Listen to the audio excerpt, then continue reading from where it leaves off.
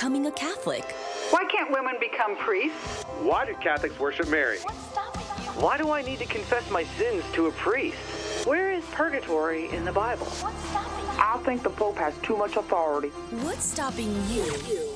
You are called to communion with Dr. David Anders on the EWTN Global Catholic Radio Network. Hey everybody, welcome again to Call to Communion here on EWTN. This is the program for our non-Catholic brothers and sisters. So if that is you and you're not currently a Catholic, maybe you were a Catholic as a kid, fell away from the faith for whatever reason, maybe in college you stopped going to Mass or whatever, we would love to hear from you and talk with you today about what is keeping you from returning to the faith of your youth. Or perhaps you've never been a Catholic. Well, what's stopping you from becoming a Catholic right now? Here's our phone number, 833-288-EWTN. That's 833-288-3986.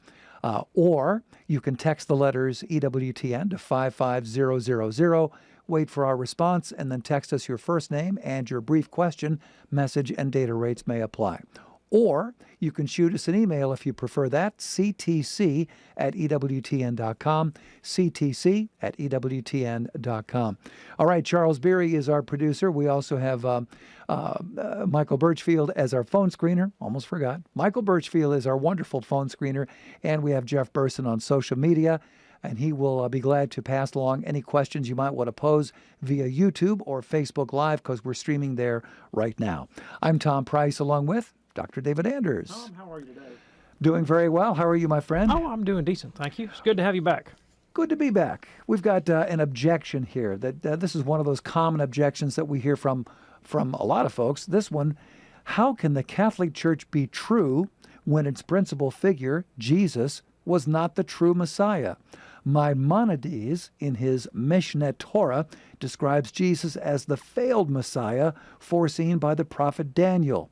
Rather than redeeming Israel, Maimonides writes, Jesus caused Jews to be killed and exiled, changed the Torah, and led the world to worship a false god. Any thoughts about that? Well, yeah, that's kind of a biggie right there, isn't is. it? Okay, sure. So first of all, I don't think that Jesus is personally responsible for the persecution of Jews by Christians. And that is, of course, a horrible tragedy, and it's lamentable. I mean, there's no other word for it.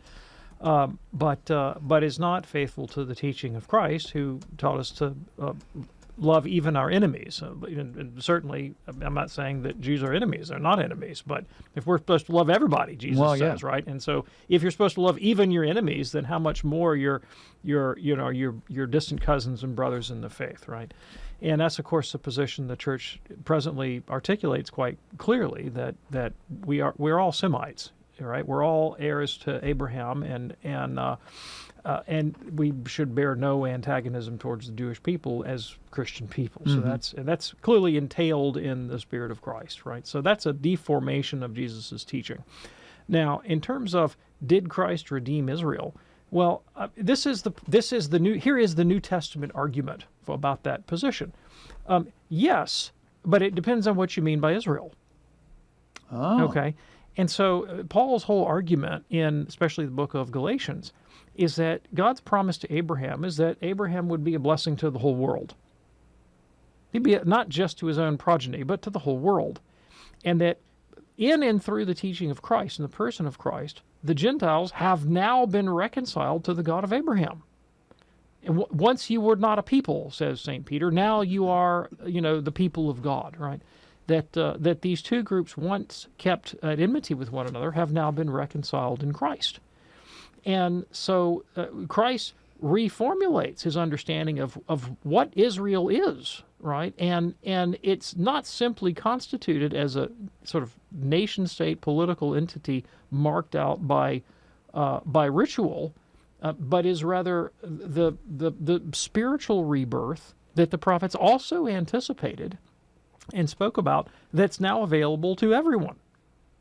So, I recognize that Maimonides rejects that argument, but that is the Christian position. Now, the question is, has the Church has it actually brought about this new way of being in the world, exemplified by Christ and made possible by the Spirit of God, that the Old Testament prophets spoke about? And the answer to the question is yes. And you can look at it, you can see that in the persons of the saints of the Catholic Church, as well as all of the institutions of benevolence that the Church has brought into the world and done so much good to humanity. Now, notwithstanding the sins of Catholics. Right. Right. Right. Okay. Very good. Hope that's helpful for everybody. A very interesting email from an anonymous listener who says, I am a woman in a same-sex marriage. Recently, I just started attending RCIA class. How can someone who is married to a person of the same sex become Catholic? Yeah, thanks. I really appreciate the question. So, if you would permit me, I would like to stop and discuss the marriage for a second in general terms, right? Sure. And I'm not going to start with Catholic teaching, but with a question of human history and anthropology. Why is there an institution called marriage?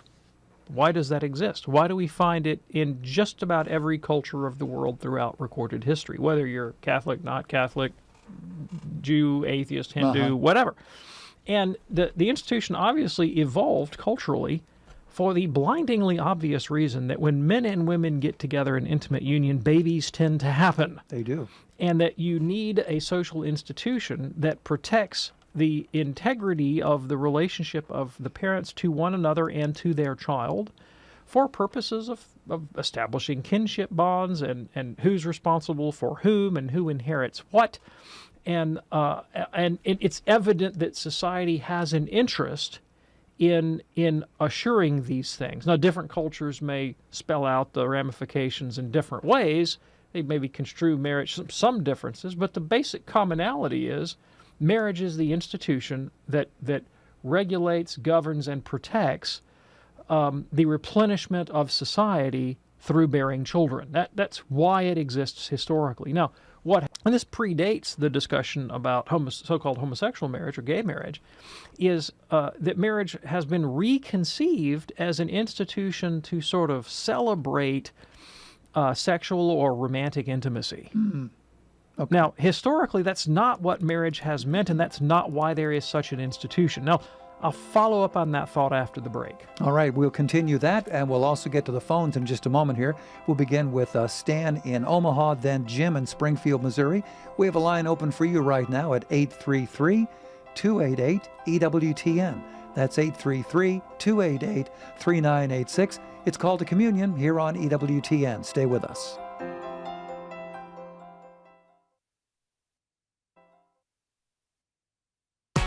Wherever you are in the world, you can access the EWTN Global Catholic Network. It's everywhere.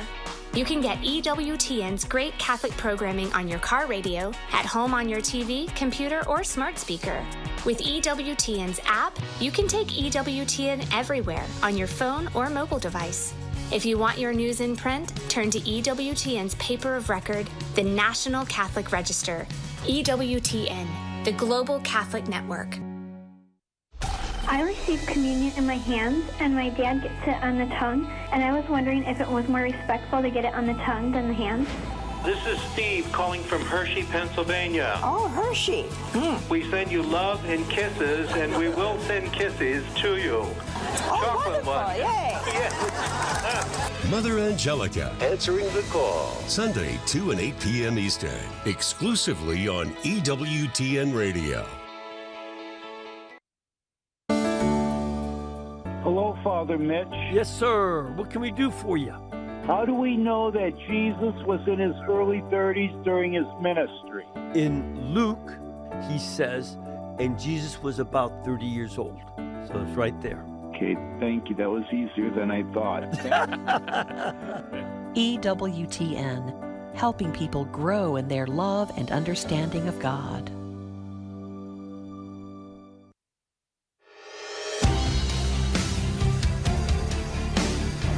It's called to Communion here on EWTN. Our phone number 833-288-EWTN. If you have a question for Dr. David Anders, 833-288-3986. Before the break, David, we were getting into this anonymous email from a woman who says that she is in a same-sex marriage. I'm putting that in quotes. She says, recently I just started attending RCIA class. how can someone who is married to a person of the same sex become Catholic? That's how she words it. Sure. So before the break, I started really talking about the institution of marriage, what marriage means, why it exists, not simply in Catholic teaching, but in world history, in the history of culture. And basic summation of those remarks is that marriage exists because society has an interest in protecting or regulating or recognizing or hallowing the special situation of the kind of relationship that brings children into the world, right? And that's what marriage has always meant throughout every culture and every situation. Now, in the modern world, really kind of maybe in the Romantic movement of the 19th century, maybe some precursors, but basically a modern idea is that, well, marriage is not really essentially about replenishing society through bearing children. It's about, romantic or sexual intimacy for its own sake. And then what the way that got translated into the debates about gay marriage was, well, if we're going to celebrate, say, heterosexual romanticism or eroticism or whatever, how is that essentially different from homosexual intimacy? And of course, abstracted from the question of procreation, well, it isn't. Right? If it's just about romantic intimacy or sexual intimacy, and it's not about the larger question about building families through childbirth, then it would seem to be kind of arbitrary. So here's the question. Does society have an interest, an overwhelming, compelling interest, in redefining the institution of marriage as fundamentally about celebrating sexual or romantic intimacy, as opposed to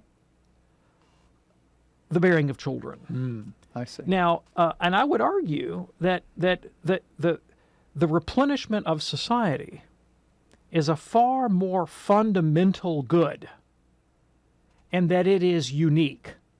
It is unique because people can have attractions and inclinations and interests and forms of intimacy. There's no limit to the number of ways you could define that. I mean, I might have a profound affection for my tennis partner, right? I mean, there's any number of ways in which I might construe my own life subjectively as intimate or, deeply engaged. None of those things have the kind of cultural weight as what is the institution where children come into the world, right? And so there is something unique about the male-female procreative union that is not, that finds no analog in the sexual union of homosexual persons. And so both from the perspective of the history of culture and from the perspective of the Catholic Church, what you refer to as marriage is not really what the word means. It's a redefinition of the word that radically transforms the nature of the union as such and its purpose, okay? Now, nevertheless, we now have this social legal institution in the United States and many places in the Western world that goes by the name marriage, right? And it is a sort of legal bond between people, not acknowledged by the state and entered into freely by partners, and that does pose a kind of encumbrance, if you will, right, to a lot of things, and entering into sort of fully engaged Catholic life. Now, one thing that you cannot expect the Church to do is to recognize this union as what it means by marriage.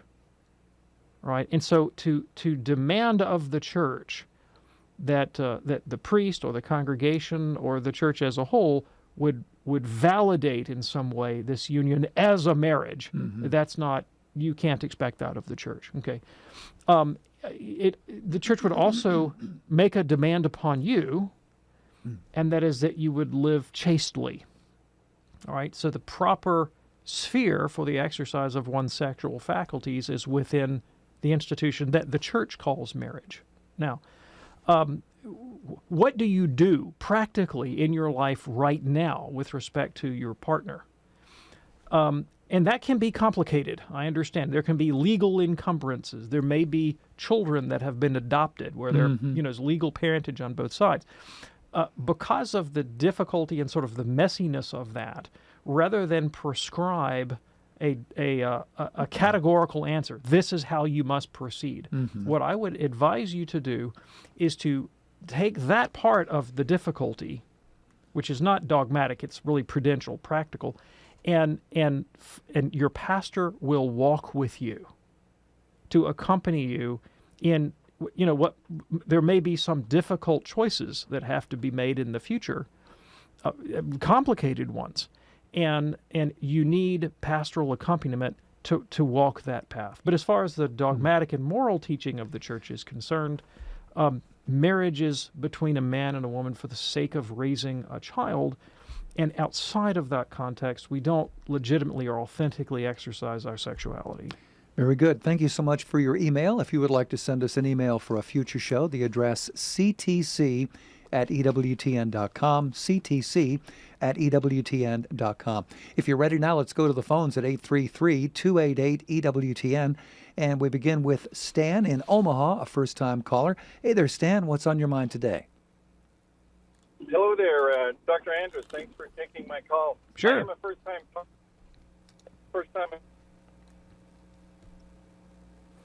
Catholic banquet in Omaha 4 or 5 years ago.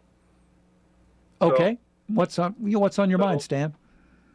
Yes. So I'm a cradle Catholic, and our family was away from the church for several years. I'm a revert back to the faith, and glad I did so. But my question has to do with one of my brother's beliefs. He's a Protestant and does not belong to any organized church. In a discussion the other day, he was saying that he has a belief that the Bible is his sole source of rule for his faith. Yes. He's very studied at the Bible and haven't memorized many parts of it. So I know this isn't the Catholic position, but I don't know if I can really put it into words. I was wondering if you could possibly help me flesh that out. Absolutely. Yeah, I'd love to do it. One of my favorite topics, in fact. Yes, sir. So if a Protestant friend asserts to me that the Bible is his sole or highest authority, the question I'm going to ask him first is, who told you that? Who told you that? Who told you that? Because as soon as you ask the question, and if you examine it in depth, you have to acknowledge that Jesus never told you that. Christ never identifies what he means by the Bible as the sole rule of faith. Remember that the 27 books of the New Testament were not written at the time of Christ's ascension. And the canon, which is to say the list of authoritative biblical books, was not formally promulgated until the late 4th century. And so Jesus made no reference to, did not anticipate, did not give instructions regarding the Bible that your friend holds in his hands, that he considers to be the rule of faith. So if Christ didn't tell him that this was the rule of faith, what authority told him this? How does he know this? And he doesn't. He doesn't. I'll tell you where the idea came from. It came from Martin Luther. 1,500 years after the ascension of Christ, Martin Luther asserted that the Bible was his rule of faith, and he did so for polemical reasons, argumentative reasons, because he wished to reject the authority of the Catholic Church, and he needed some authority, so it might as well be the Bible. All right. Now, I think an examination of the Bible itself also reveals that it cannot be the rule of faith for the church. Examine any one of the biblical books individually and ask yourself this question: does it present itself as a rule of faith for the church? No. Most of the epistles of the New Testament are written as occasional documents. They address specific issues in the first century church, and they make some general moral and theological pronouncements, but they don't present themselves in any way as a kind of comprehensive statement of Christian doctrine or practice.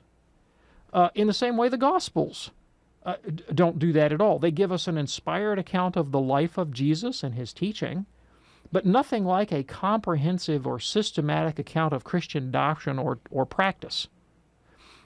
To say nothing about the books of the Old Testament, which clearly don't present themselves in that way. And what they don't do individually, they also fail to do collectively. Like nothing about the Bible presents itself in this way. Furthermore, the history of Protestantism is a witness to the fact that the Bible does not function effectively or coherently as a rule of faith, for the simple reason that from the very beginning, Protestants have not agreed on what it meant. Now, here's a further entailment of that. Even when they disagree, which they inevitably do, they can't agree on whether their disagreement is substantive. Wow. Now, let me expound on that last idea. Okay, so sometimes Protestants will assert, well, sure, we disagree on stuff, but we agree on the essentials. And so they're articulating a standard, like, well, there's some body of biblical teaching that we agree on, and that's really the essential part. The stuff we disagree on is not essential. All right, who defines what's essential? And again, you survey the history of Protestantism, and you will find that what groups assert as the quote-unquote essentials changes drastically over time. I'll give you an example. John Calvin wrote a treatise in the early 1540s on the doctrine of the Eucharist, in which he asserted that proper understanding of the Eucharist was necessary for salvation, i.e., essential. Almost no evangelical Protestant today would make that position, would state that proper doctrine on the Eucharist was essential for salvation. Calvin thought it was. Luther thought it was. Zwingli also thought it was. So what counts as essential has changed over time. So Jesus didn't teach it. The Bible itself doesn't present itself as a rule of faith, and it's not functional as a rule of faith. It can't actually get the job done because that's not how it's constructed. It's like if I arbitrarily asserted that I was going to use the Doubleday cookbook, as the rule of faith for the church. You'd say, well, it's wholly inadequate for the job. It might tell you how to make a good lemon meringue pie, but it's not going to tell you how to govern the church or what to believe. And the Scripture is certainly not a cookbook. It is profound, and it's inspired and inerrant, and it's God's Word. But similarly, that's not what it was appointed for. It serves another function in Christian life other than being the rule of faith of the church. So if it's not the Bible, did Christ give us a rule of faith for the church, or did he just leave us on our own? Lo and behold, he gave us a rule of faith for the church. Matthew 28, he said to the apostles, "Go therefore into all nations and make disciples, teaching them everything I have commanded you, and I will be with you until the end of the age," a promise of divine assistance. "Whatever you bind on earth is bound in heaven. Whatever you loose on earth is loosed in heaven. Whoever hears you hears me." Christ gave the church a rule of faith, and it is the teaching authority of the church. And Christ also conveyed that deposit of faith, that body of teaching that the apostles were to hand on with authority, his oral teaching, which he never wrote down anywhere, and the apostles and the apostles and the bishops advert to that body of teaching as itself a standing norm for Christian doctrine. It's called sacred tradition. So St. Paul can say, the tradition that I received from the Lord, I hand on to you. Now, the apostles articulate another criterion. Catholicity. What does the whole church hold? So St. Paul says in 1 Corinthians 11, if anyone has another practice, know that we have no other practice, nor do the churches of God.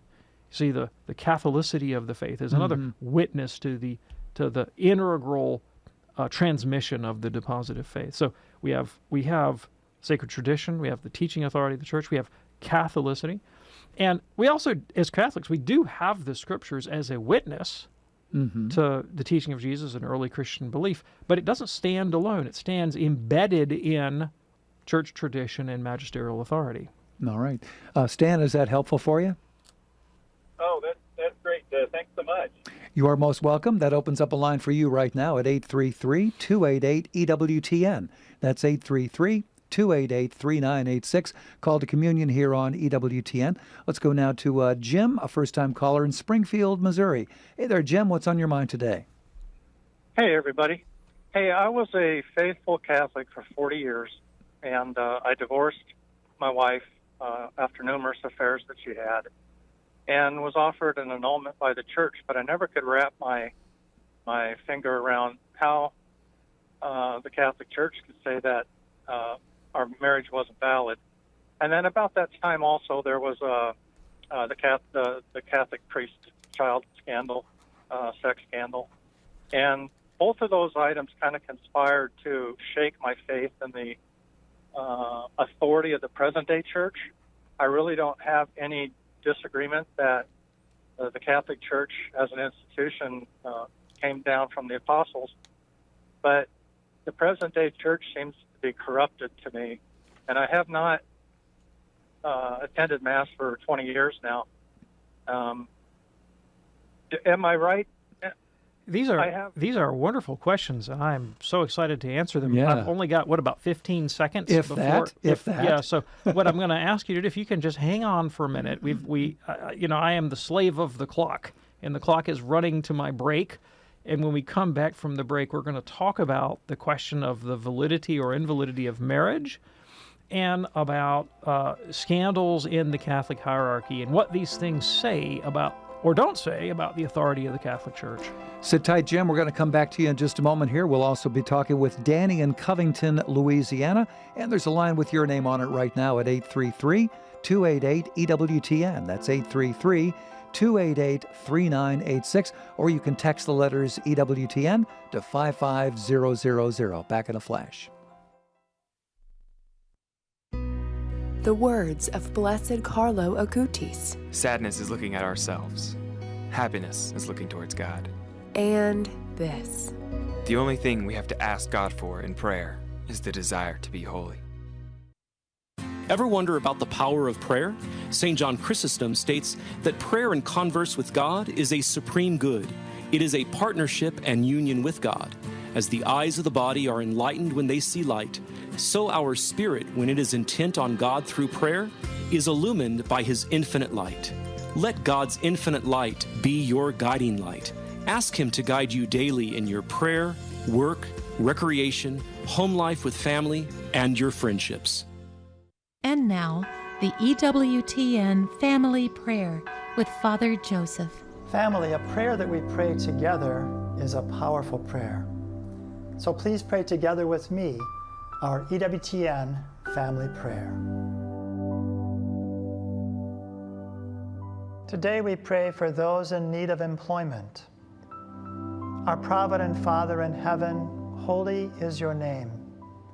Many today are without employment and are struggling to provide for themselves and for their families.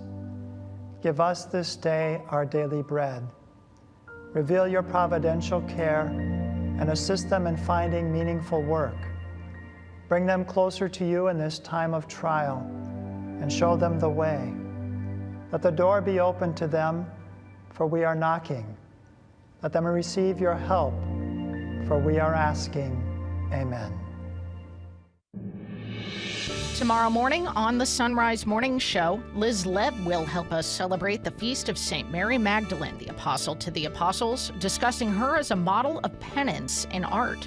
Now back to Call to Communion.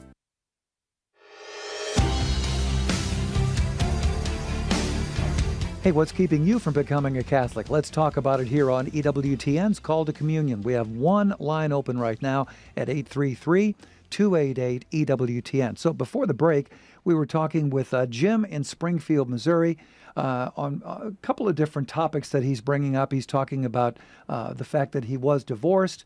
The priest says that he needs an annulment. He's questioning how all that works. And he's also a little concerned about things that the church has gone through. And bottom line is he has not attended Mass in 23 years. Yeah, so let me speak first about the question of the validity and invalidity of marriage and annulments, okay? And whether or not that kind of has any implications for the authority of the church, right? So the idea that marriage is a public institution, right? It's a public institution. It doesn't just serve my private good, and I don't get to define what it means or what it is, right? So, if I want to go marry the Eiffel Tower, as I read someone tried to do recently, right? I might persuade myself that I'm married to the Eiffel Tower, but I'm going to have a hard time persuading society that I'm married to the Eiffel Tower. And part of the point of a marriage is to mark off a man and a woman is off limits, like they're not eligible, right? They belong to one another. And also, we regard their children as the legal heirs to their property, and they have responsibilities in their kids. And all of those things are indicated by the very public institution that is a marriage. And if you're a Catholic, marriage is not only a public civil institution, it's also elevated to the level of a sacrament, and you participate in the mission of the church by your marriage, and are actually in an ecclesial state, like a priest is in an ecclesial state, or a religious is in an ecclesial state. Now, imagine what would happen if we got to decide for ourselves whether or not we were priests. Yeah. And the church didn't have any say in that matter. I mean, what if I just marched into the church one day and said, I'm a priest. I've decided I'm a priest. I get to say Mass. I think my bishop would have words with me if I did that. And you can see, like, the church has a great interest in being able to tell you who is and who is not a priest, right? And the priest has both rights and responsibilities to the community. Same thing goes with married people. If I display myself as married, if I declare that I'm married, then I'm assuming those public rights and responsibilities, duties and privileges that would pertain to the married state within the Catholic Church. So the church has an interest in knowing, are two people really married? Now, the church has a very specific teaching about what marriage is, what constitutes a marriage. So let's take an extreme example. This doesn't apply to Jim, but let's take an extreme example. Let's say two people got together and they said, I promise to stay with you until next Thursday. Yay, we're married. The church would say, I'm sorry, that's actually not what constitutes marriage. You have to promise to remain faithful forever. That's actually what constitutes marriage. Okay. Now, in history, there have been many occasions, and we find them in the New Testament, right, of people who represented themselves as married, but what they intended by marriage was something other than what the church intends by marriage. And so the church would say, well, you might say you're married, but like the objective data says otherwise. Let me give you the first instance that I know of in the Bible that this happened. Mm-hmm. There was a guy in Corinth who partnered up with his stepmother, and it violated the Jewish laws on consanguinity. You can't lawfully marry your stepmother in that context. And we have laws today, both in the church and civil society, about the degrees of consanguinity that are allowable for a valid marriage. And if you go look for a marriage license at the, county courthouse or whatever, and you say, I want to marry my sibling, they're going to say, sorry, that's off limits. You can't do that. We will not permit it. And it's not up to you. This is a social institution. Mm-hmm. And in the same way, the church recognizes that there are impediments. There are situations in which a valid marriage cannot occur. Now, obviously, consanguinity is one of them, and the Code of Canon Law lists several things that would make it impossible for a valid marriage to exist between two people. Interestingly, one of them that struck my eye when I first read it would have kicked King David out of the church, okay? It's, you cannot murder a man in order to make his wife eligible and then marry her. All right? Now, that's what David did with Uriah the Hittite in order to marry Bathsheba. Had he lived as a Catholic, the church would have said, sorry, invalid, can't do it, not allowed to do that, okay? Now, in the contemporary church, there are many grounds for an annulment, many impediments to a valid marriage. The one that's most often invoked is a kind of psychological incapacity to actually assume the duties of the married state. That's the one that's generally advanced. And I think we are all familiar with the sort of the adolescent or very late adolescent, early naive romance. Oh, yeah. Where, someone has a sort of Hollywood storybook image of marriage that they pledge themselves to, and they don't really understand the obligations that they're taking on. The church says, we recognize there's such a thing as psychological development and moral capacity, and these really can't be recognized as marriages because you're not really equipped to do what you're setting out to do. And that's the most common grounds for an annulment. Now, let's say you're in Jim's situation and you represented yourself as being married for quite a long time, and then things break down, and that happens. And so the marriage ends. At least you're not living together anymore. Are you required by the church to seek an annulment? No, you're not. You're not. I mean, you don't have to seek. If you believe that your marriage is valid but unlivable, you can live apart. It's regrettable. It's a tragedy, but that is a situation that is conceivable. You could have a validly married couple that are living apart. I mean, I'm sad if that happens, but it's a conceivable option. The only reason that you would maybe want to seek an annulment is if you wanted to subsequently remarry. Because, see, the teaching of Christ is that you cannot, marriage is indissoluble, period. What God has joined together, man cannot separate. And so if you wish to take another wife, it's essential to establish that the first marriage wasn't valid. Otherwise, you can't lawfully marry again. But if you're content to live alone, or maybe not alone, but chastely, celibately, continently, then there's no necessity of seeking that annulment.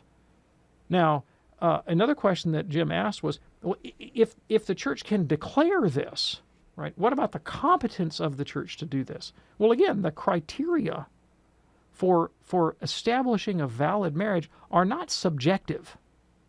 They are objective. They're objective criteria, things that have to be in place to constitute a valid marriage. That's not just true in the church, that's true in civil society as well. Yeah. And so, a competent judge is competent to evaluate the objective criteria for whether or not there is a valid institution.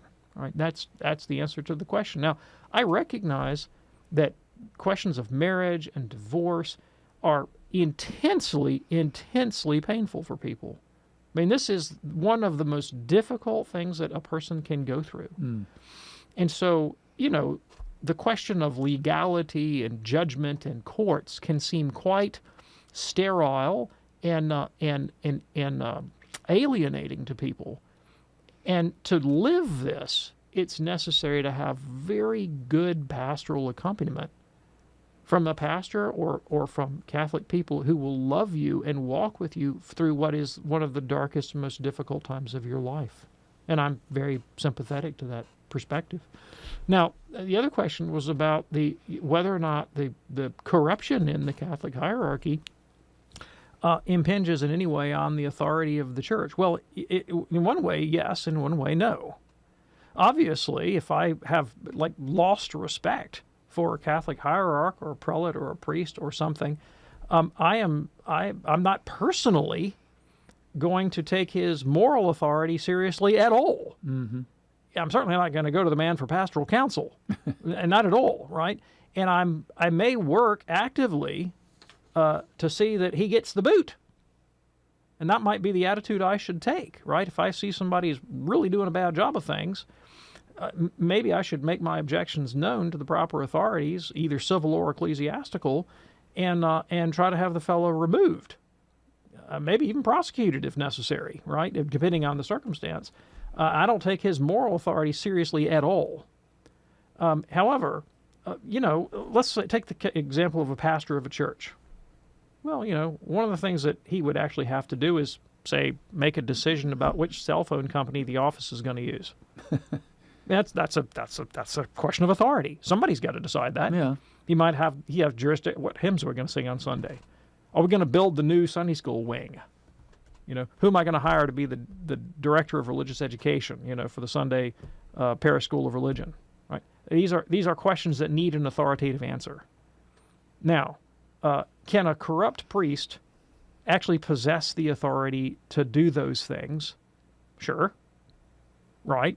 Yeah. Yes. Yeah. Right. Yeah. And I can recognize that he might be a bad guy, but until he's removed from office, I may not have any personal respect for him as an individual. But I can have a bad governor in the state. I can have a bad president in the White House. I can have a bad senator, bad congressman, bad judge. Hopefully that'll come to light. We'll get rid of him. But in the meanwhile, that person has a kind of jurisdiction over the government of that institution. I recognize that it's better that he be a virtuous person, a holy person. But the church can function as an institution, even though some of its members, even its leadership, is morally corrupt. I mean, goodness knows I'm morally corrupt. I mean, hopefully not that bad, but we're all a work in progress. Sure. And we can still live in civil society. We can function. We can have social roles in an institution, even if we have moral failings. Now, obviously, at a certain level, they become so scandalous and egregious that they need to be dealt with. Yeah. Okay. Jim, we hope that's helpful for you on both fronts. Thank you so much for your call. It is Call to Communion here on EWTN. Got a couple of wonderful new books now available from EWTN Publishing that we want to tell you about. The first one is this one right here, Living the Scriptures by Mother Angelica. This is a collection of Southern Mother's best on-air presentations and extemporaneous meditations. You'll discover Scripture is not just a complicated puzzle of some kind meant for pensive biblical scholars, my goodness, but it's actually a divine guide for our everyday spiritual life. Again, Living the Scriptures by our own Mother Angelica. Next one here, this is fascinating to me. The house was filled with the fragrance of the perfume. That's the actual title of this book. The house was filled with the fragrance of the perfume. The Grand Master of the Equestrian Order of the Holy Sepulchre of Jerusalem Order, Cardinal Fernando Filoni, reflects on the life, the beliefs, the values, and the choices of a knight and dame. Both of these great books now available from EWTN Publishing. They're on the web right now at EWTNRC.com. EWTNRC.com. Back to the phones here on Call to Communion on EWTN. Here is Danny now in Covington, Louisiana, listening on Sirius XM 130. Hey, Danny, what's on your mind today? Hello. Thanks for taking my call. Sure. Got a question for Dr. David Anders. I had coffee with a good friend of mine this morning, and he was Catholic at one time. He's not anymore, but he's still Christian. Reads his Bible every morning, and we just started talking about the Epistle of James, and which kind of shocked me what he told me, because he's a good man, good Christian man.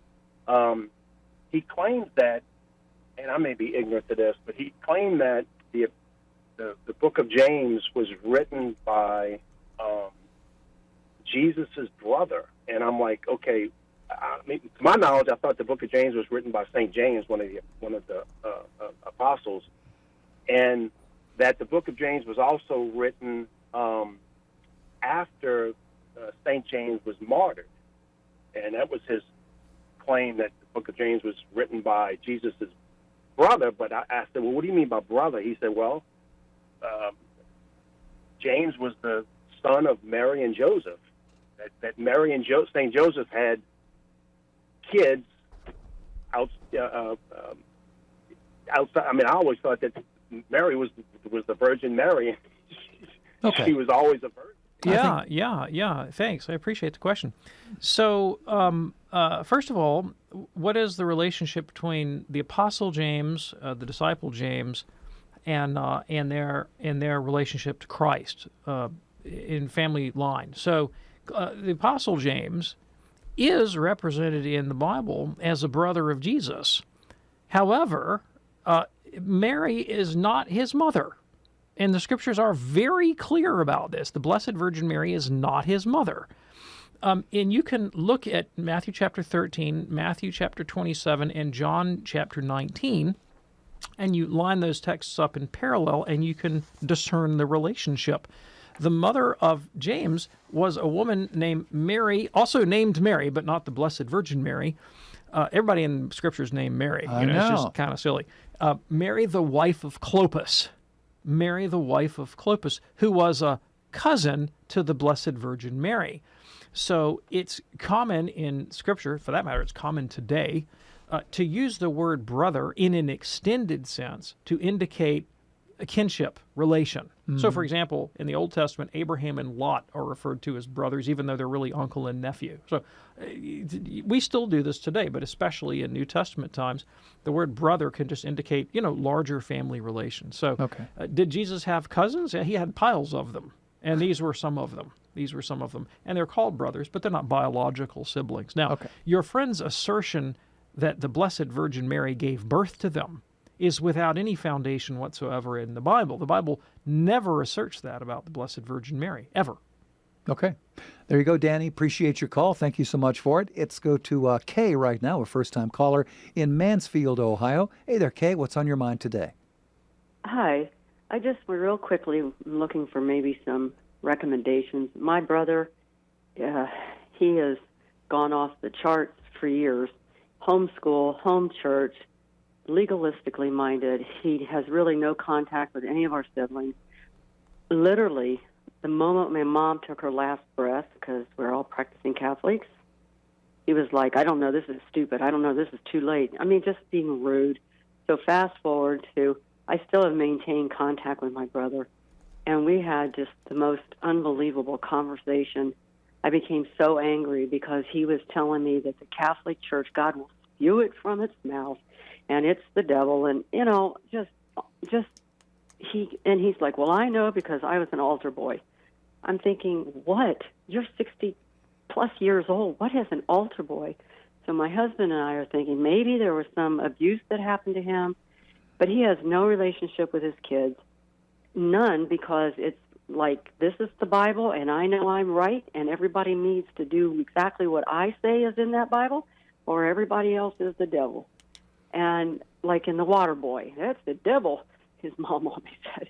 And it's just so depressing. Yeah. Yeah. Thank Wow. you. I really am sorry. And it sounds like your family's been exposed to some trauma there and some division. That's so painful. I understand that.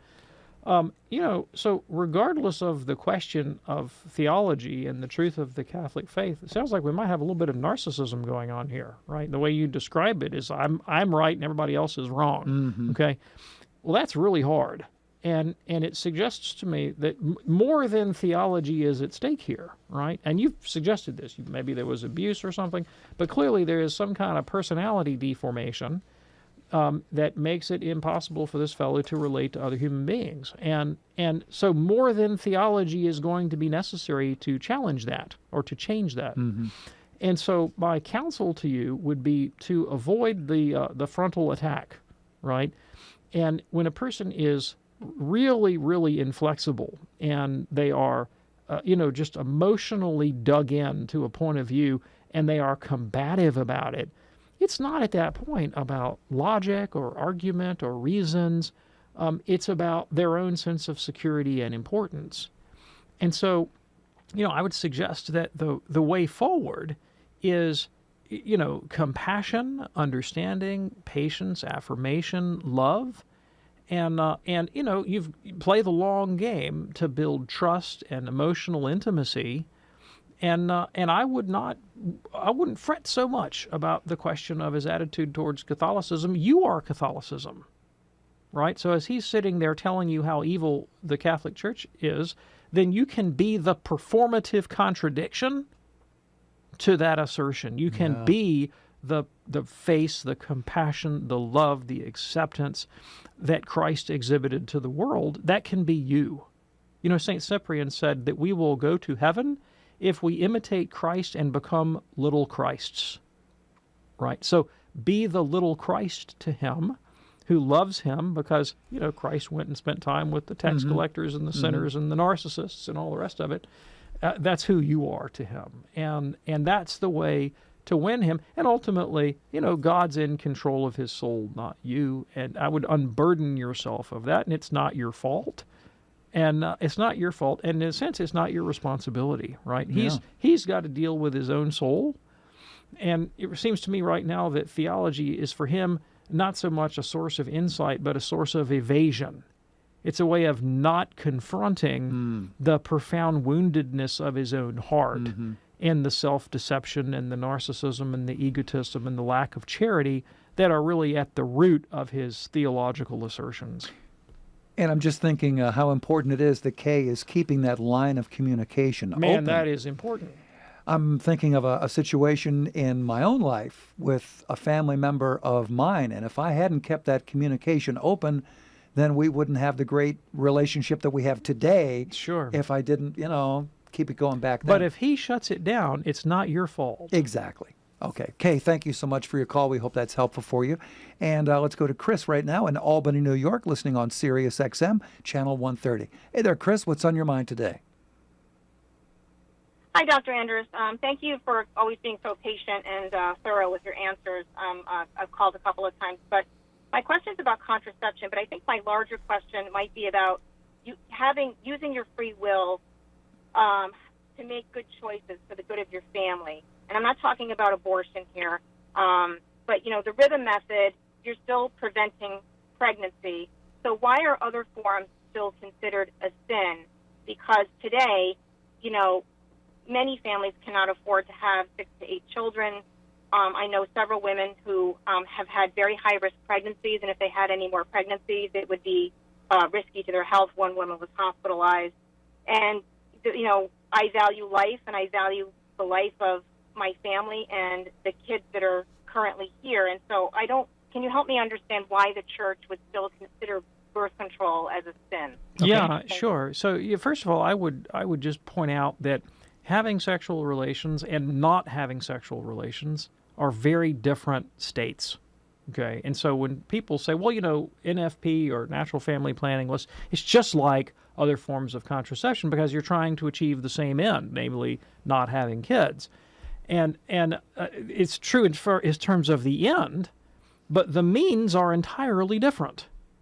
One of them involves abstinence, and one of them does not involve abstinence. And so that makes all the difference in the world between how we categorize these different forms of natural family, or of family planning, right? Now, in terms of addressing contraception as such, it comes down to the question of the virtuous use of my sexual faculties and the virtuous use. Now, to do anything virtuously is to understand the nature of the thing in question, to rationally understand the nature and purpose of the thing in question, and then to operate in accord with the rule of reason.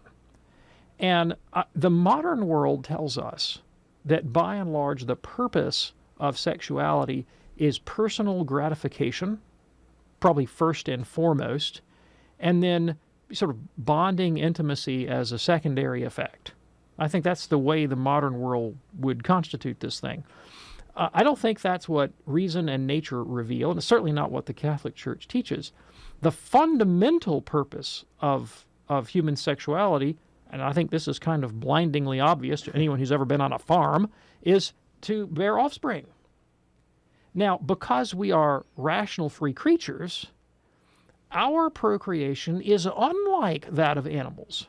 Unlike that, because it takes place in the context of this rational, understandable, mutual self-giving of the parents, and the bond that does emerge out of sexual intimacy is also there for a purpose, namely to create the kind of social environment in which you would want children to come into the world, namely one in which the parents are intimate emotionally with one another as well as physically and care for one another and make a gift of themselves to one another, and their sexuality embodies and expresses and participates in that. And so the more we deflect from that in our thinking and our sexual activity, the more we commoditize and instrumentalize our sexuality and our bodies and objectify ourselves and our partners, right? Now, this is a cross. This is a difficulty. I mean, the life of virtue is hard. And so a couple of helps. Think about the Holy Family, right? Because they lived a perfect Catholic marriage, even though it was completely continent and chaste. And so the example of holy Catholic religious, all examples, or for that matter, holy Catholic marriages, all examples of chastity lived for the sake of God and the good of one's neighbor are very helpful to you. And confession and the sacraments and the Holy Eucharist and the whole. This can't be done outside the context of a robust Catholic life in the pursuit of virtue. Okay. Hey, Chris, thank you so much for your call. A little shout out here to Jody in Oklahoma City. I'm sorry we couldn't get to your call today. That we just flat ran out of time. But if you would please call us again tomorrow or on the show of your choice, let us know that we couldn't get to you on one of our shows, and we'll be glad to put you at the head of the queue. Hey, Dr. David Anders, thank you, sir. Thank you, Tom. Don't forget, we do the program Monday through Friday here on EWTN on the radio side, 2 p.m. Eastern, with an encore at 11 p.m. Eastern. On behalf of our fantastic team behind the glass, I'm Tom Price, along with Dr. David Anders. See you next time right here on EWTN's Call to Communion. God bless.